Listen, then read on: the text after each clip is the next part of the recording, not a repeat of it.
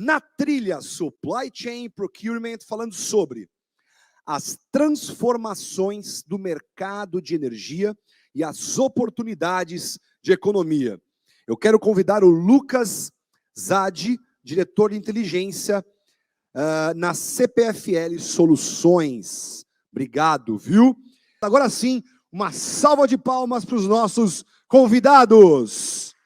Bom, meu nome é Lucas Zadi, o J tem som de I, né? Vocês viram que me chamar de Zadi, me chamam de tudo, qualquer nome aqui, é difícil acertar, né? Mas é simples, né? Um J com som de I, então é Zadi.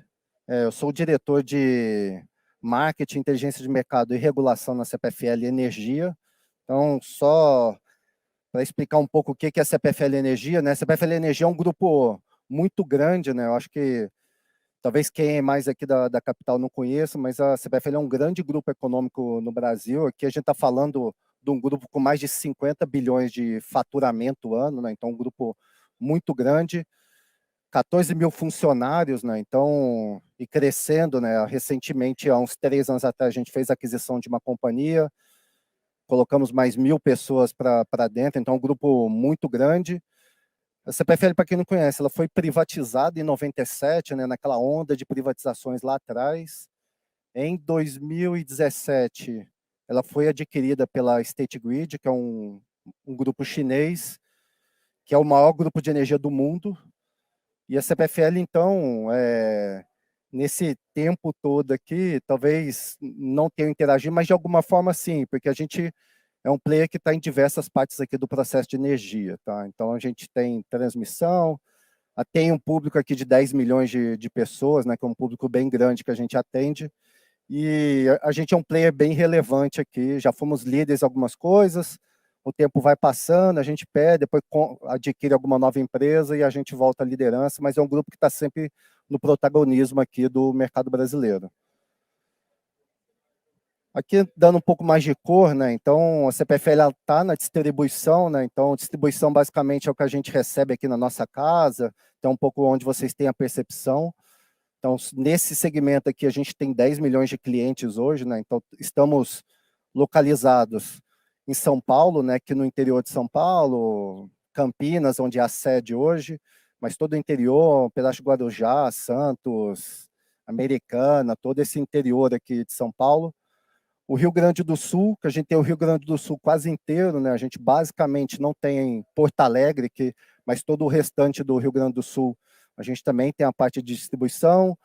O sul do Paraná e o norte de Minas Gerais, ali um pedacinho, a gente também faz parte da concessão, mas são áreas bem menores. Na geração, a gente era um maior player, recentemente passamos, temos planos aqui de retomar com novos investimentos, mas temos quase 100% da nossa geração em energias renováveis, então eólica, principalmente eólica, biomassa, PCHs, UHEs aqui, então pequenas centrais, grandes centrais elétricas aqui, então estamos bastante. Há 2 anos atrás, como eu falei, a gente comprou aqui, participou de uma privatização no Rio Grande do Sul e compramos a empresa de transmissão local. E hoje a gente tinha uma participação muito pequena, né? A gente tinha pequenas transmissões, e com essa aquisição hoje a gente é o quarto player do mercado aqui de transmissão. Então são as grandes linhas aqui, quando a gente olha, não é essa linha dentro da cidade aqui, são as grandes linhas, aquelas linhas que normalmente quando a gente está viajando, vê aquelas linhas grandes ao lado da estrada. E temos a parte de comercialização, que hoje é onde boa parte da conversa aqui vai estar focada nesse segmento específico, né? Então, aqui é uma empresa dentro do grupo, funciona como um trader, né? Como se a gente fizesse uma correlação aqui para a Bolsa, ele funciona como se fosse um trader de ação, mas no caso aqui a gente é um trader de energia. Então, a gente compra, vende energia e vende para o cliente final também, que é a principal interação, né? Quando a gente fala dos outros negócios nossos, com exceção da geração que é híbrido, distribuição e transmissão ele é 100% concessão, né? Então, nós aqui não temos muita opção de escolha. Quando a gente vai para geração e vai para comercialização, essa interação com o cliente aqui ela é maior, né? Muito maior. Então, aqui eu acho que é o grande desafio para uma empresa do nosso tamanho, né? Porque é muito difícil você ter 10 milhões de clientes que não têm a liberdade de escolha e você ter uma parte do negócio de um business aqui que é concorrência, que tem disputa de mercado. Então, isso aqui é só para dar um overview do negócio para vocês entenderem. E agora vamos ao ponto que importa aqui. Foi. Então, aqui, primeiro, começando sobre a matriz brasileira, que eu acho que todos já sabem, né? Então, a matriz brasileira, ela é extremamente renovável, né? A gente está numa situação muito diferente quando a gente olha a Europa, Estados Unidos. Estados Unidos, talvez com exceção ali da Califórnia, todo o restante, o Brasil está muito à frente, né? Então, o Brasil tem, desde lá de trás, começou os investimentos em hidrelétricas, né? As hidrelétricas de grande porte. Com o passar dos anos, isso foi diminuindo, né? Você vê mesmo uma usina como Belo Monte, que é muito grande, ela não é construída nos moldes das usinas de antigamente, porque hoje a questão ambiental ela é super importante, e essas usinas muito grandes alagam muitas áreas que geram impacto ambiental. Então, o Brasil vem fazendo esse movimento aqui de eólica, solar, que ele já representa, quando a gente soma a hídrica mais eólica, mais de 70% da geração do Brasil. Mas quando a gente olha para frente, a tendência é que daqui 10 anos, a gente tem ainda uma relação aqui de participação de renovável na casa de 70%, 80%, mas com uma redução expressiva da geração hidráulica. Então, a tendência aqui, efetivamente, é a gente ter mais eólica, mais solar. Teve um movimento grande de solar nos últimos anos, né? A gente acredita que isso ainda vai continuar pulsante ainda, mas a matriz brasileira ela já é muito, e aí tem um pequeno detalhe aqui, tentando não entrar muito no tecnês do segmento, mas a gente sempre vai precisar de alguma geração térmica, porque, vamos pegar o caso da solar aqui, que é mais claro para todo mundo, você tem a geração de solar basicamente durante o período do dia que tem sol, de noite você tem nenhuma geração. Então, para evitar essa oscilação de geração, você acaba precisando, nas regiões que não tem tanta geração hidrelétrica, você precisa ter geração térmica para estabilizar o volume de energia gerada. Então, quando vocês olham, falam assim, putz, vai continuar o mesmo percentual de geração térmica? Hoje sim, a não ser que tenha algum movimento tecnológico aqui relevante nos próximos anos, a tendência é que a gente sempre precise dessa geração térmica aqui, que é um desafio grande, por exemplo, pegar a Califórnia, que tem o esforço lá de geração 100% renovável, é o desafio que eles vêm enfrentando, essa oscilação de carga no dia a dia.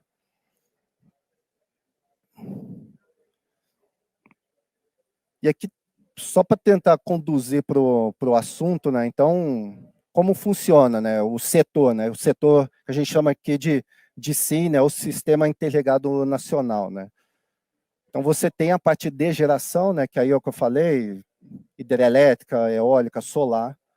Você tem as grandes linhas de transmissão, então, dessas usinas, para chegar nas cidades, né, que é o ponto de consumo, você tem as grandes usinas, as grandes linhas de transmissão.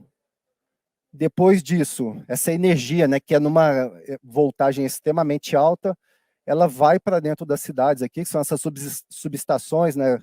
Acho que tem uma clara ali na Marginal Pinheiros, ali perto da ponte ali da Bandeirantes, ali para vocês verem uma estação. Então, basicamente, quando você vê vem uma linha grande, ela entra numa linha para diminuir a voltagem, e aí chega nos 110 volts, que é o que está na nossa casa aqui, que é onde já está na distribuição. E aí tem a ponta final aqui, que é o consumo, que somos nós aqui, seja nós pessoa física e seja nós pessoa jurídica.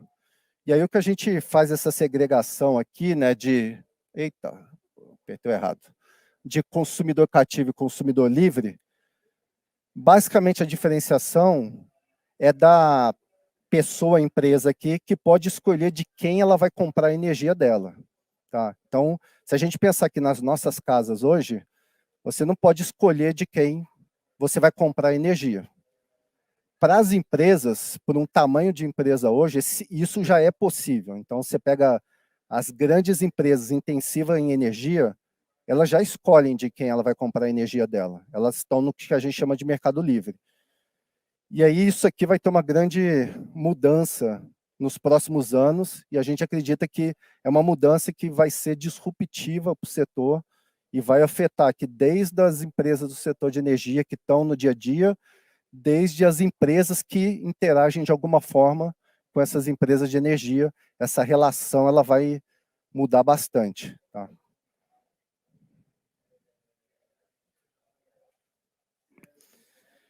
E aí aqui, assim, trazendo em linhas bem gerais, quais são os benefícios que esses grandes consumidores laterais enxergaram quando eles foram para o Mercado Livre? Acho que o principal de todos, né, que é o que normalmente movimenta as empresas, é redução de custo. Tá? Então, hoje, a gente está falando aqui de uma redução com energia de 30%, às vezes até mais de redução de custo de energia. Para as empresas muito intensivas, isso faz total sentido, mas com as mudanças que vai acontecer no setor, mesmo uma empresa que é menos intensiva em energia, é um movimento que vai fazer sentido, porque todo mundo quer 30% de economia para gastar com alguma outra coisa, que é talvez mais core da companhia. Então, é um movimento inicialmente financeiro, tá? Mas ele tem outros benefícios que estão atrelados aqui. Aqui só para ser um pouquinho mais claro, né? Quando você tem essa escolha, você vai poder escolher de quem você compra a energia. O fio, que é a parte que chega nos comércios, nas indústrias, essa parte aqui você não consegue, essa aqui não tem como, você vai continuar precisando do seu distribuidor de energia para entregar essa energia para você. Agora, a energia, você vai poder escolher de quem você quer comprar essa energia, que já é uma grande mudança aqui. Então, só para tentar dar uma ideia, quando a gente fala de uma conta de energia, 50% do que a gente paga da nossa conta de energia é o custo da energia. Os 50% restante é o custo com fio, encargo, imposto. Então, metade aqui a gente está falando de 30%. Quando a gente fala 30%, já é o desconto olhando a conta inteira. Então, é um desconto relevante, porque a energia hoje, na nossa distribuidora aqui, a gente está falando de uma energia na casa de R$300. E quando você vai para o Mercado Livre hoje, é R$80 o preço da energia. Então é uma mudança bem grande. Tá? Acho que o outro ponto aqui, que eu acho que é esse da negociação, hoje você assina um contrato de energia, ele é um contrato de adesão. Você vai lá, tem que assinar. Se você concorda com aquela cláusula ou não concorda, você não tem o que fazer, é um contrato de adesão. Com essa parte aqui da abertura do mercado, né, o Mercado Livre aqui, você tem o benefício, como é uma relação aqui com o seu fornecedor de energia separada, e aqui tem efetivamente uma competição, aqui não é uma concessão, aqui tem competição, você tem mais mobilidade para conseguir discutir essas cláusulas aqui e, eventualmente, tirar aquilo que não faz sentido para a sua companhia. Pô, isso aqui não faz sentido, isso aqui não está alinhado, pô, acho que é importante ter essa cláusula adicional. No final, você ainda vai ter ali o pedaço do fio com a distribuidora que você vai continuar tendo contato de adesão, mas 50% aqui você conseguiu endereçar e consegue ter uma conversa com o seu fornecedor. Acho que o terceiro ponto aqui de sustentabilidade, eu acho que é um movimento, várias empresas vêm fazendo esse movimento, é um movimento importante hoje, será mais importante amanhã. Quando a gente pensa que hoje, quando a gente consome, você recebe uma energia na sua empresa, na sua residência, que você não consegue saber a origem. Você não sabe se ela veio de uma fonte térmica, de uma fonte eólica, você não sabe a origem. Do Mercado Livre, você consegue escolher qual é a fonte que você quer essa energia. Então, pensando aqui num movimento mais ESG, faz bastante sentido também, eu quero comprar a minha energia de uma fonte eólica. Então, é um movimento super alinhado com a situação atual que a gente tem, com esse movimento cada vez mais avançado. E o último ponto aqui, de orçamento, Vocês têm visto aí, né, principalmente esses últimos 2 anos aí que a gente teve inflações, a inflação foi mais alta, né? Isso veio diretamente aqui nas contas de energia. Aqui no Mercado Livre, você tem uma vantagem que é grande, que é de você consegue fazer uma compra de energia por um período longo. Então, você consegue travar aquele preço por um período longo. Então, você sai um pouco dessa flutuação que a gente tem aqui. Então, você não tem aquela surpresa, estou aqui, gasto 100 mil de conta de energia, de repente a conta sobe 20%, você passa a gastar 120 mil reais. Então, isso é importante também, isso que o Mercado Livre traz, que é a previsibilidade, que para todos nós aqui é super importante quando a gente pensa nos nossos negócios, é ter essa previsibilidade de custo e a gente gastar onde efetivamente faz sentido para o negócio. E aí aqui eu acho que é a grande mudança que está vindo, né? Primeiro, não diria que é a mudança completa, mas é o primeiro passo aqui para uma mudança disruptiva no setor. A partir de janeiro do ano que vem, não tem mais restrição de tamanho de empresa que pode fazer esse movimento para o Mercado Livre. Então, quando eu vou só tentando traduzir aqui, né, quando a gente fala aqui de uma conta de um consumidor de 500 kV, é uma fatura aqui de 250 mil, 200 mil reais de energia. A partir do janeiro do ano que vem, a gente está falando que um simples comércio com uma conta de 8 mil reais, ele consegue fazer esse movimento aqui e também ter acesso a essa economia aqui de até 30% numa conta de energia. E aqui, antes que estava muito limitado às grandes indústrias, os muito intensivos em energia, quando a gente fala a partir de janeiro, você pode, eu tenho uma padaria, eu tenho uma rede de academias, eu tenho uma rede de supermercados, então esse varejo, que às vezes estava impossibilitado de fazer essa mudança, ele vai conseguir optar também por ir para o Mercado Livre. E tem mais um ponto que é relevante, né? Nas condições anteriores, quando você ia para o Mercado Livre, ele tinha uma certa complexidade aqui, porque você precisava ter um registro único na CCE, você precisava aqui abrir uma conta no Bradesco, você precisava fazer várias coisas.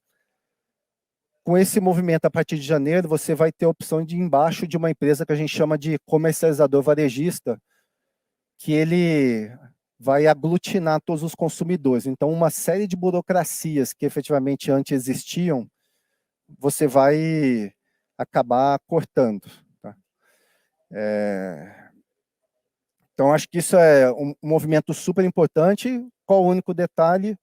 Hoje ele vai estar restrito aos que a gente chama de grupo A aqui, traduzindo, seriam os CNPJs, tá? Então, para nós, consumidores, pessoa física, esse é um movimento no Brasil que ainda, acredito eu, que vai mais uns 4, 5 anos aqui para acontecer, mas a gente acredita que irá acontecer, é só uma questão temporal, tá? 10 minutos... Ei, deixa eu acelerar aqui, senão não vai dar tempo. Aqui, rapidamente, só para passar como é que funcionou, né? No Brasil, esse Mercado Livre existe desde 1999. Assim, é um mercado que existe há muito tempo. Mas quando a gente olha no total de consumidores aqui, representa 1%, menos de 1% de todas as unidades que tem no Brasil. Por quê? Porque a pessoa física ainda não pode migrar. Então, quando a gente fala da abertura do mercado aqui, a gente estava falando de um mercado que era de 30 mil empresas aqui, unidades, ele vai passar para 150 mil. Então, assim, é uma mudança muito grande quando a gente pensa no status atual. Mas está muito longe ainda dos 90 milhões de consumidores aqui, pessoa física, que ainda não vão ter acesso a esse mercado.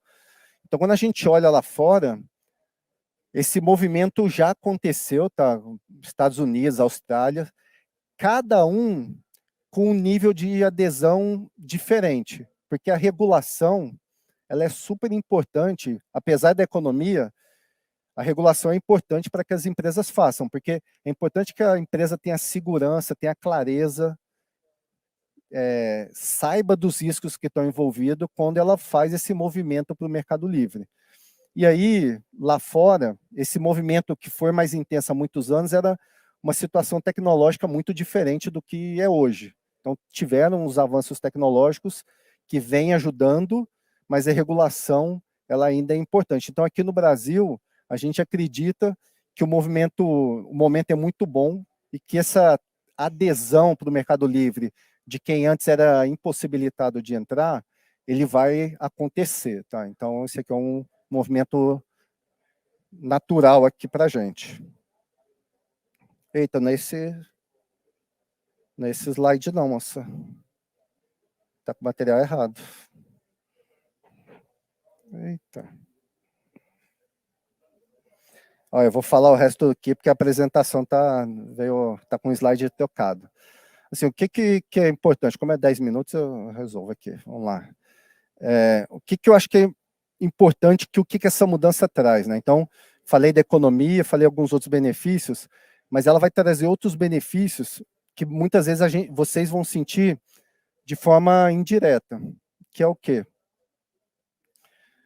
Vocês aqui, o que vai acontecer no setor? Vai ter aumento de competição entre as empresas que fornecem energia. Então, para nós aqui, a gente vai ter que se preparar no caso da CPFL para enfrentar uma gama muito maior de competidores, porque vai aumentar. E a gente está falando aqui de competidores não necessariamente que são empresas de energia. A gente vai ter empresas de startups de tudo, qualquer jeito, que é importante. Tá? Então, esse é um movimento que a gente entende que é importante para trazer um pouco de disrupção para o segmento. Outro ponto aqui também que é importante, vão ter novos canais aqui de interação com essas empresas de energia. Então, basicamente, antigamente você tinha um telefone, vai ter aqui o WhatsApp, como qualquer empresa vai ter aqui para você negociar, vai ter portal de cliente, vai ter o site natural, provavelmente vamos ter ferramentas de e-commerce muito mais amigáveis aqui, mesmo para o B2B, tá? Então a gente acredita que esse é um movimento que mesmo para o B2B aqui vai ser relevante, tá? Toda essa adesão aqui. Outro ponto aqui também que é importante, que vai ter um investimento massivo dessas empresas em tecnologia, tá? Então, quando a gente fala assim, qual o benefício aqui? Fora essa questão da interação, a tecnologia também, de forma geral, traz o benefício de redução de custos, que isso vai acabar passando aqui para as empresas que estão consumindo, né? Então, você tem mais competidores, você tem as empresas tentando ganhar escala, ganhar competição, e aí esse movimento aqui provavelmente vai refletir em preços de energia cada vez mais competitivos, que para as empresas é cada vez melhor. E aí eu acho que deve estar aqui no final. Esse eu acho que está, vou sair pulando aqui. E aqui eu acho que a última mensagem, que eu estou dentro do tempo, né? Acho que a última mensagem aqui que eu queria dar que é um processo grande aqui que a empresa vem passando, que é transformação digital, né? E aí aqui eu acho que existe uma grande confusão entre as pessoas que estão no segmento de energia, mas isso vale para todos os segmentos aqui. As pessoas têm uma dificuldade em entender que existe uma diferença aqui entre digitalização e transformação digital. Quando a gente fala aqui de digitalização, basicamente é a pessoa lá que está fazendo o dia a dia dela do processo lá no Excelzinho, ou num sistema muito simples, e precisa colocar isso dentro de um sistema. Então, a pessoa que vai fazer simplesmente a digitalização, ela vai simplesmente pegar esse processinho aqui, do jeito que ela faz exatamente hoje, e colocar dentro de um sistema. E não é isso que a gente quer, e não é isso que o setor de energia precisa, e eu acredito que não é isso que a maioria das empresas que vocês estão representando aqui precisa. Então, o que a gente precisa efetivamente aqui é de transformação digital. Então, é importante que quando a gente faça esse movimento para a tecnologia, que a gente repense o que a gente está fazendo. Cara, o que eu faço poderia ser diferente? qual vai ser a percepção do meu cliente, qual vai ser a experiência do meu cliente lá no final. É isso que eu quero dar de experiência para o cliente? Então, as empresas vão deixar de fazer aquele processo que era muito interno, muito focado neles mesmos, pensando puramente no risco daquele processo, e a gente, de forma geral, todo o segmento vai começar a focar, não, vamos mudar, vamos repensar o que a gente faz, vamos trazer uma experiência melhor para o cliente, vamos trazer uma experiência melhor para o cliente, desde a aquisição até o meu relacionamento que eu tenho com ele aqui, mensal, diário, o que seja. Então, isso precisa acontecer. E isso nas empresas é uma mudança, lá no nosso caso a gente vem sofrendo bastante, porque você mudar o dia a dia de uma pessoa que está entregando alguma coisa, é no Excel, mas está funcionando. É uma coisa difícil de acontecer.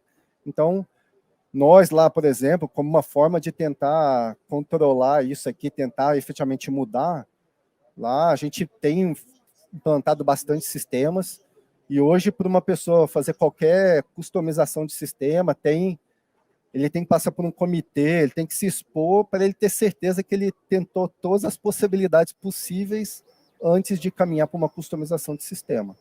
Então, o setor de energia está passando por isso aqui hoje, e o que vai aparecer para vocês na ponta final é uma economia na conta de energia, né, se eu puder resumir, e um melhor atendimento, aqui, uma melhor experiência quando a gente pensa em energia aqui dentro das nossas empresas e futuramente dentro das nossas casas, porque também a gente acredita que questão de tempo, mas nas nossas casas a gente vai poder fazer o mesmo caminho que as empresas fazem hoje. Acho que é isso. Obrigado.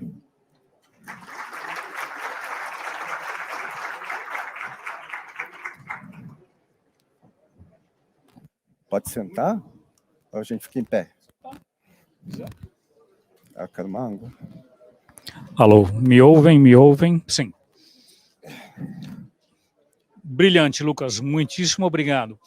Antes da gente continuar, deixa eu ver. Gente, de novo, eu não consegui puxar as perguntas pelo aplicativo. Então, alguém tem alguma pergunta para o Lucas específica? Sim? Perguntas? Opa! Deixa eu descer lá. Tá. Um minutinho só. Dá licença. Pois não. Boa tarde, eu sou Eloy da Borrachas Vipal. Eu gostaria de saber, mediante a situação de reservatórios e que a gente está vivenciando hoje, você vê como positivo a contratação de longo prazo para os anos 25 e 26? Seria o momento agora ou não? Obrigado. E agora, hein, Lucas? Vai ter que repetir, porque eu não escutei. E agora? Chão jurídico. Não, repete para mim, por favor, que eu não escutei. Ele está perguntando da contratação, com os volumes que você está vendo no reservatório agora, se você recomenda contratação até 2025, 25 e 26. O que a gente acredita, tá? Níveis de reservatório hoje estão nos níveis mais altos. Fazia 10 anos que a gente não tinha uma situação como essa. Principalmente quando a gente considera os principais reservatórios do país, que são ali no centro-oeste, ali, que são os principais reservatórios. A gente acredita que hoje é um bom momento para fazer essa aquisição para frente. O preço de energia para frente caiu bastante, né? Então, se a gente olhasse aqui há um ano atrás, talvez esse preço de 25, 26 estaria R$40, talvez acima do preço que está hoje, tá? Então, a gente acredita que terá uma sobra estrutural de energia, tá? Então, a gente acredita que tem reservatório cheio, sobra estrutural de energia, então a tendência é preço para baixo, tá? O preço vai cair mais, eu vou te falar que ele já está bem baixo, e o espaço de queda é muito pequeno agora, quando a gente está falando de um preço na frente de 110, 120 reais, tem pouco espaço para queda, então a gente acredita, a gente tem aconselhado os nossos clientes a fazerem essa aquisição um pouco para frente, já ter uma previsão desse custo já. Tá? Gente, perdão, desculpa.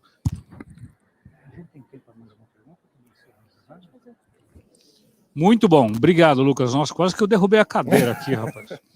Enganchou a bagaça. Eu tenho uma última pergunta, Lucas, que é o seguinte.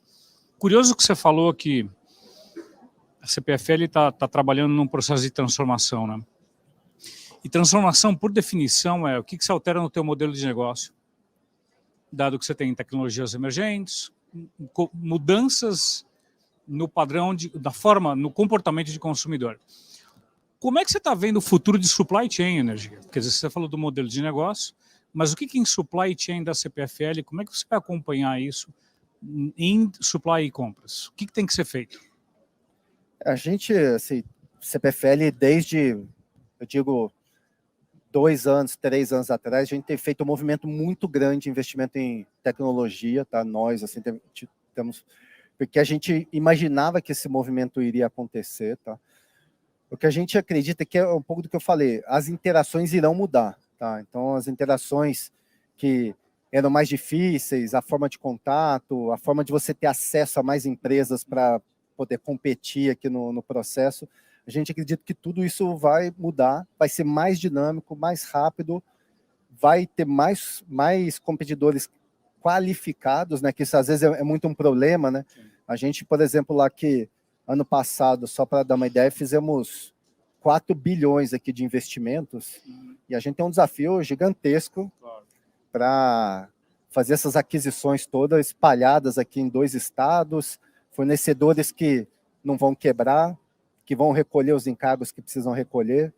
Então, a gente tem trabalhado cada vez mais próximo aqui, não só pensando na tecnologia, nas interações, sim, mas na tecnologia de uma forma de eu acompanhar melhor o meu fornecedor aqui. Então, é isso que a gente acredita bastante aqui. Maravilha. Muito bom, Lucas. Mais uma vez, muito obrigado pela apresentação. Brilhante. Salva de palmas para o Lucas. Pessoal, obrigado. Muito bom, Lucas. Obrigado.